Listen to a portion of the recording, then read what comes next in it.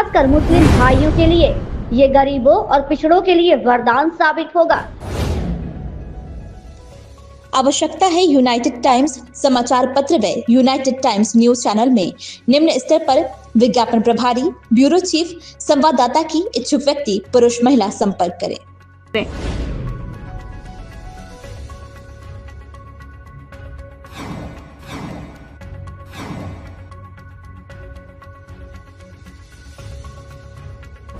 लोकसभा में पारित हुए वक्फ संशोधन विधेयक पर भाजपा के राज्यसभा सांसद दिनेश शर्मा ने कहा, ये ऐतिहासिक दिन था जब लोकसभा ने विधेयक पारित किया।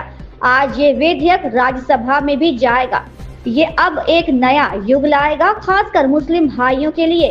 ये गरीबों और पिछड़ों के लिए वरदान साबित होगा। ये किसी मस्जिद या ईदगाह को नहीं छीनेगा, बल्कि इससे चीजें वाजिब होंगी।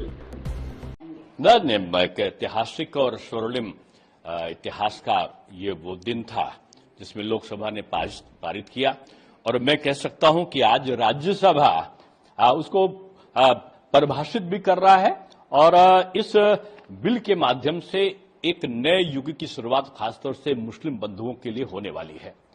ये गरीब, ये पिछड़े, ये वंचित, ये वो लोग, ये आगा खानी, ये अहमदिया, ये बोहरा समाज जो अलग अलग थे, सिया सुन्नी, सभी के लिए ये एक वरदान साबित होकर आने वाला है। ये औकाफ के प्रशासन में सुधार करने वाला ये बिल है, और ये बिल एक तरीके से बोर्ड की असाधारण और मनमानी शक्तियों को केवल तार्किक बना रहा है। एक भी ईदगाह, दरगाह, मस्जिद या कोई भी धार्मिक स्थल पे वो छेड़छाड़ नहीं कर रहा है, संपत्ति वापस नहीं ले रहा है, केवल ये इसको तार्किक बना रहा है। अब विरोध क्यों कर रहे हैं?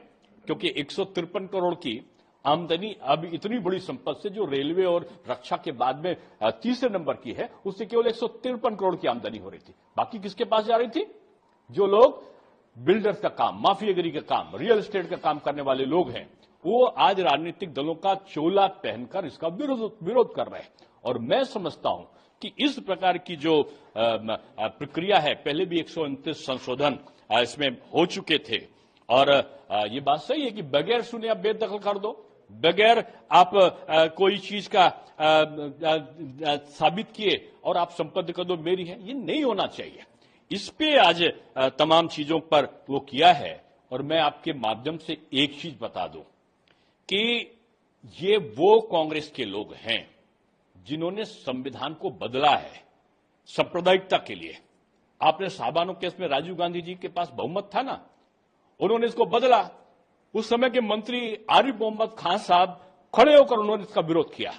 तब जानते हैं उनको बहुत बड़े नेता को भेजा आरिफ मोहम्मद खान साहब के पास, कांग्रेस के लोगों ने, और उन नेता ने जो आरिफ मोहम्मद खान साहब से कहा, वो कहा कि मुसलमान हमें वोट देते हैं, ये सच है, हम उनके सोशल रिफॉर्मर नहीं है, हम वह गटर में पड़े रहे तो पड़े रहना चाहते तो पड़े रहे, हमें उनकी क्या फिक्र है, वो हमारे वोटर हैं, हमें तो जो चाह रहे वो करना है। कुछ लोग यानी वो रिफॉर्मर नहीं है, मोदी जी रिफॉर्मर भी है, परफॉर्मर भी है, इसलिए ये ला रहे हैं कि ये वोट के तुष्टीकरण के लिए नहीं, ये मुस्लिम के सशक्तिकरण के लिए ये बिल है।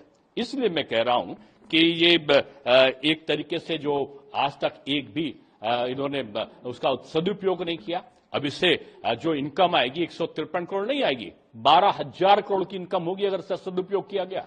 विधवा, ये तलाकशुदा महिलाएं, ये वृद्ध, उनके लिए अनाथालय, बच्चों के लिए शिक्षा के लिए, उनके लिए स्कूलों के लिए, उसके के साथ साथ अस्पताल के लिए, ये सारे प्रयोजन जो वक्फ में लिखे हैं ये नहीं होते थे, अब वो होने वाले हैं।